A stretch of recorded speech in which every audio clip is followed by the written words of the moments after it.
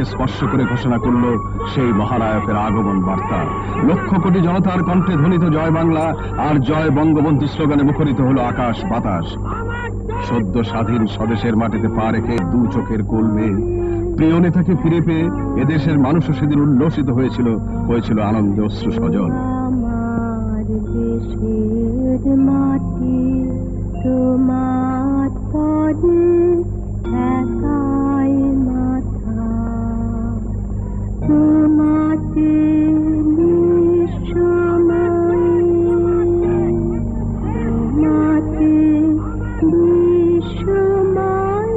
লক্ষ জনতার বিশাল সমাবেশে ভাষণ দিতে গিয়ে বঙ্গবন্ধু সেদিন বারে বারে হৃদয়ের রুদ্ধ আবেগে অধীর হয়ে পড়ছিলেন।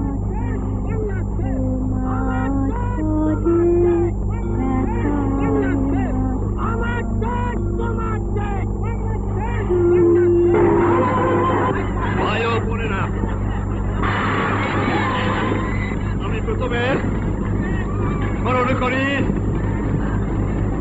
আমার বাংলাদেশের ছাত্র, শ্রমিক, কৃষক, বুদ্ধিজীবী, সেবাই, পুলিশ, জনগণকে, হিন্দু মুসলমানকে হত্যা করা হয়েছে। তাদের আত্মার মঙ্গল কামনা করে এবং তাদের প্রতি শ্রদ্ধা নিবেদন করে আমি আপনাদের কাছে দু এক কথা বলতে চাই। প্রায় 30 লক্ষ লোককে মেরে ফেলে দেওয়া হয়েছে বাংলার।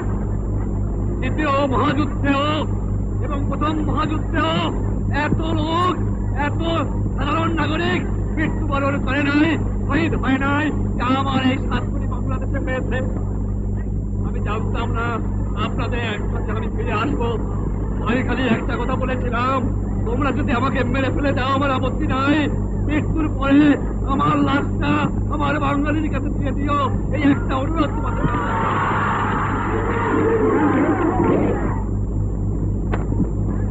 তবে মনে রাখা উচিত, বাংলাদেশ স্বাধীন সার্বভৌম রাষ্ট্র। বাংলাদেশ স্বাধীন থাকবে, বাংলাদেশকে কেউ দমাতে পারবে না। কবিগুরু রবীন্দ্রনাথ বলেছিলেন, 7 কোটি বাঙালিরে বঙ্গজননী রেখেছ বাঙালি করে মানুষ করনি। কবিগুরু মিথ্যা কথা প্রমাণ হয়ে গেছে, আমার বাঙালি আজ মানুষ। জানতাম না আমার ফাঁসির হুকুম হয়ে গেছে। আমার ছেলের পাশে আমার জন্য কবর খোঁজা হয়েছে।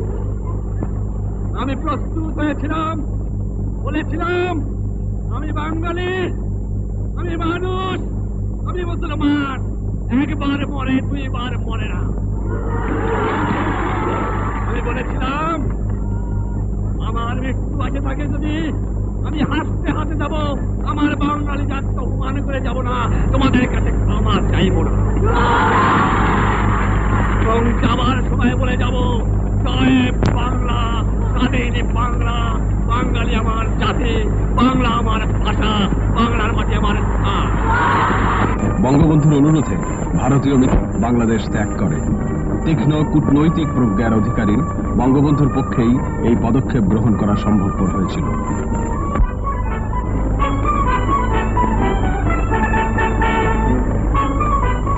বাংলার দামাল ছেলেরা একদিন অস্ত্র তুলে নিয়েছিল দেশের স্বাধিকার আদায়ের জন্য। চাষি তার লাঙল ফেলে, জেলে তার জাল ফেলে, শ্রমিক তার যন্ত্র ফেলে অস্ত্র তুলে নিয়েছিল। দেশের স্বাধীনতার পর স্থিতিশীলতা এবং শান্তির লক্ষ্যে এই জনগণই মহান নেতার নির্দেশে অস্ত্র জমা দিয়ে আবার নিজ নিজ কর্মে ফিরে যাবার অঙ্গীকার ঘোষণা করল দৃঢ় প্রত্যয়।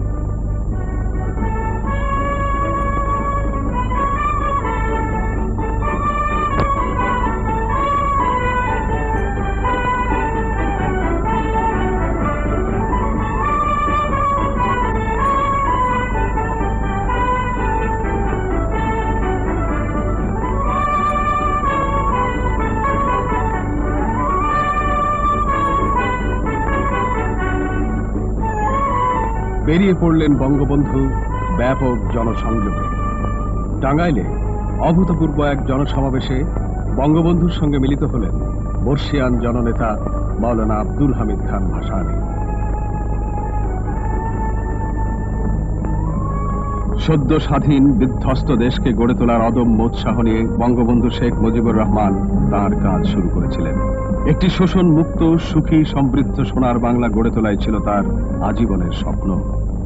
দেশকে খাদ্যের স্বনির্ভর করে তোলার লক্ষ্যে বঙ্গবন্ধুর সবুজ বিপ্লব ছিল সত্যিকার অর্থে দারিদ্র্য মুক্ত সোনার বাংলা গড়ার এক সার্থক পদক্ষেপ।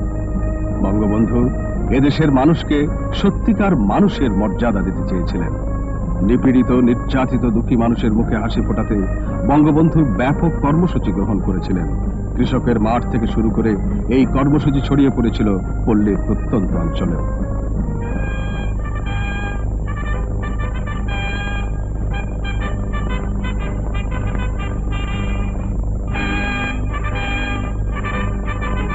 মিলিটারি একাডেমিতে বঙ্গবন্ধু শেখ মুজিবুর রহমান সেনা অফিসারদের প্রথম শিক্ষা সমাপনী কুচকাওয়াজে অভিবাদন গ্রহণ করলেন।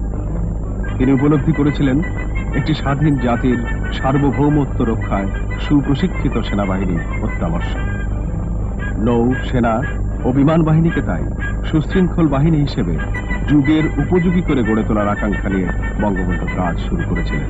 তিনি এই বাহিনীকে দক্ষ, সাহসী এবং বিশ্বের অন্যতম সেরা বাহিনী হিসেবে গড়ে তোলার স্বপ্ন দেখেছিলেন।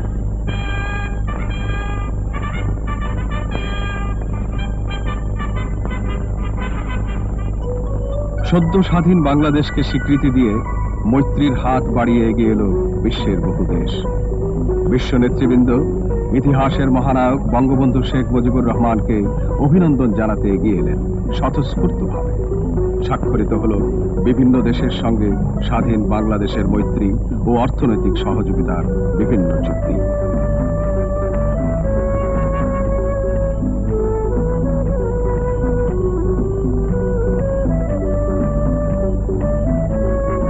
বঙ্গবন্ধু জাতিকে উপহার দিলেন অনন্য এক পবিত্র দলিল, বাংলাদেশের সংবিধান। বিপ্লবের পরে কেউ শাসনতন্ত্র 11 মাসে দিতে পারে নাই। এই বাংলার মাটিতে আওয়ামী লীগও আমরা দিয়েছি। আপনাদের দলিল জনগণের অধিকারের দলিল। 25 বছর কত সংগ্রাম করছে এই দলিলের জন্য। সেই দলিল বাংলার মানুষ পেয়েছে। জাতিসংঘে বাংলাদেশের প্রথম মুখপাত্র হিসেবে বঙ্গবন্ধু শেখ মুজিবুর রহমানের উপস্থিতি আজও আমাদের ইতিহাসে একটি স্মরণীয় ঘটনা। এই সর্বোচ্চ বিশ্ব ফোরামে তিনিই প্রথম উচ্চারণ করলেন বাংলাদেশের নাম।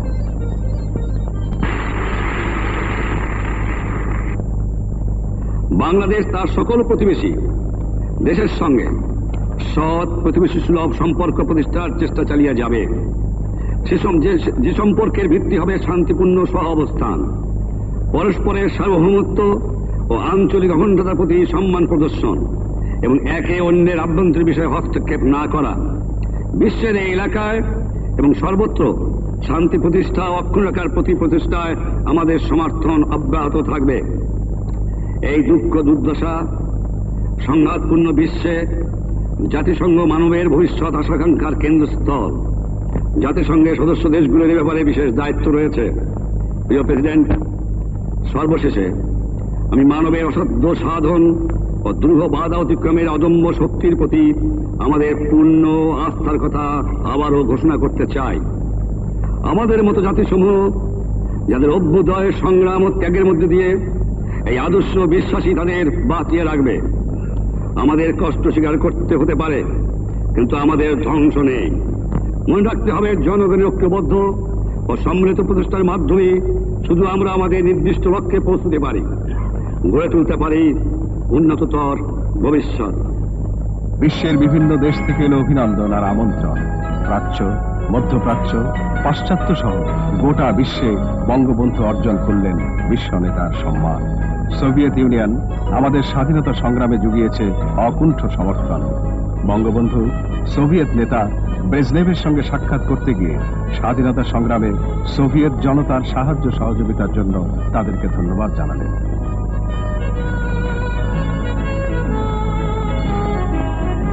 বঙ্গবন্ধু যোগ দিলেন কমনওয়েলথ সম্মেলনে। সেখানে বিশ্ব নেতৃবৃন্দের সঙ্গে তার দেখা হলো। তাদের সঙ্গে শান্তি ও সৌহার্দ্যের বিষয় নিয়ে তিনি মত বিনিময় করলেন।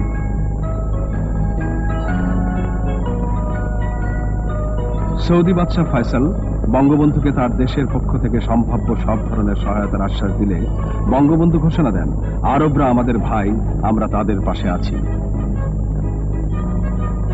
বঙ্গবন্ধু কুয়েতের আমিরের সঙ্গে সাক্ষাৎকালেও আরব জনগণের প্রতি বাংলাদেশের জনগণের ভ্রাতৃত্ব সুলভ মনোভাবের কথা জানিয়ে দিলেন আরেকবার।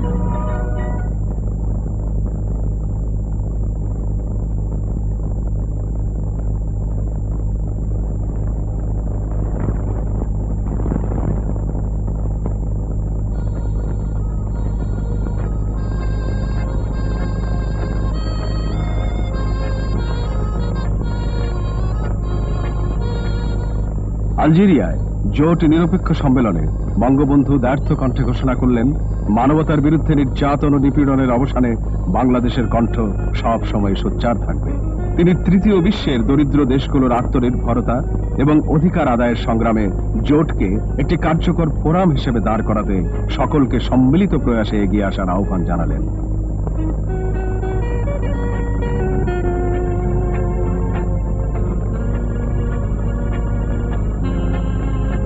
জোট নিরপেক্ষ আন্দোলনের অন্যতম নেতা যুগোস্লাভিয়ার প্রেসিডেন্ট মার্শাল টিটো। বঙ্গবন্ধুর সঙ্গে দ্বিপাক্ষিক ও আন্তর্জাতিক বিভিন্ন বিষয় নিয়ে তিনি মত বিনিময় করলেন। মিশরের প্রেসিডেন্ট আনোয়ার সাদাত বঙ্গবন্ধুকে মানবতার অন্যতম প্রতিকৃত হিসেবে অভিনন্দিত করলেন। বাংলাদেশের জনগণের সহায়তায় ঘোষণা করলেন তার সরকার ও জনগণের আন্তরিক মনোভাবের কথা। ভারতের প্রধানমন্ত্রী ইন্দিরা গান্ধী বঙ্গবন্ধুকে এই অঞ্চলের অন্যতম প্রধান নেতা হিসেবে আখ্যায়িত করলে বঙ্গবন্ধু ভারতকে তার সহযোগিতার হাত সম্প্রসারণের আহ্বান জানালেন। কিউবার প্রেসিডেন্ট ফিদেল ক্যাস্ট্রো বাংলাদেশের নেতা বঙ্গবন্ধুর কাছে উন্নয়নশীল দেশগুলোর উন্নয়নে একসাথে কাজ করার আহ্বান জানালে বঙ্গবন্ধু দৃঢ়তার সঙ্গে তার সমর্থনের কথা পুনর্ব্যক্ত করেন। লিবিয়ার প্রেসিডেন্ট কর্নেল গাদ্দাফিও তার দেশ ও জনগণের স্বার্থে বঙ্গবন্ধুর মতো বিশ্বনেতার সঙ্গে কাজ করার আগ্রহ প্রকাশ করলে বঙ্গবন্ধু তাকেও সহযোগিতার আশ্বাস দেন। সিরিয়ার প্রেসিডেন্ট হাফিজ আল আসাদের সঙ্গে পারস্পরিক স্বার্থ সংশ্লিষ্ট বিষয়ে বঙ্গবন্ধু মত বিনিময় করেন। কম্বোডিয়ার প্রিন্স নরোদম সিহানুক বঙ্গবন্ধুর সঙ্গে বিভিন্ন আন্তর্জাতিক ইস্যু নিয়ে আলোচনা করতে এলেন। ইন্দোনেশিয়ার নেতা আদম মালিকের সঙ্গেও বঙ্গবন্ধু বিভিন্ন বিষয় নিয়ে আন্তরিক আলোচনা করেন। 1973 সালের 17 অক্টোবর এক সপ্তাহের জন্য এক রাষ্ট্রীয় সফরে বঙ্গবন্ধু জাপান গমন করেন।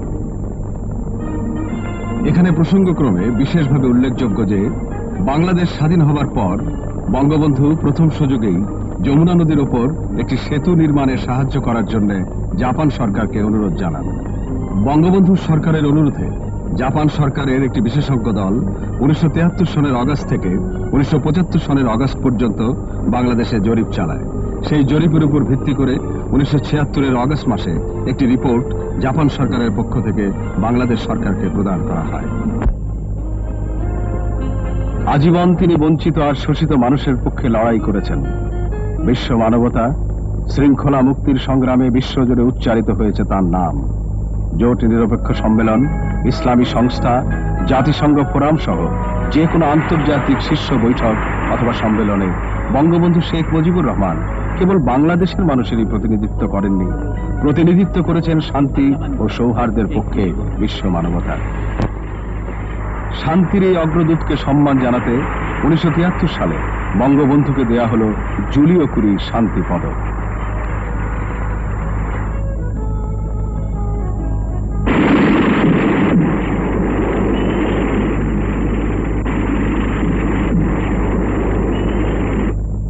আগস্ট 1975 পায়ে পায়ে এগিয়ে এলো ইতিহাসের আর এক কালো রাত।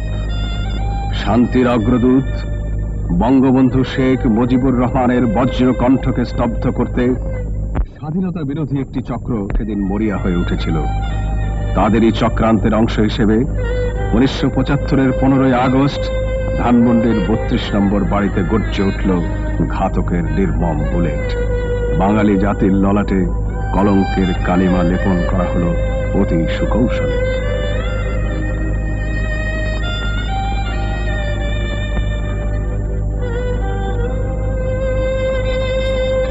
একদিন যার বজ্রকণ্ঠ হাঁকে একসঙ্গে ফুঁসে উঠেছিল গোটা দেশ। একদিন যার একটি মাত্র অঙ্গুলি হেলনে গর্জে উঠেছিল আসমুদ্র হিমাচল, যিনি স্বাধীনতার ডাক দিয়েছিলেন, গাঙ্গেয় বদ্বীপ এই ভূমিতে তার মৃত্যু নেই। তিনি অবিনশ্বর, তিনি চিরঞ্জীবী। আমার দেশে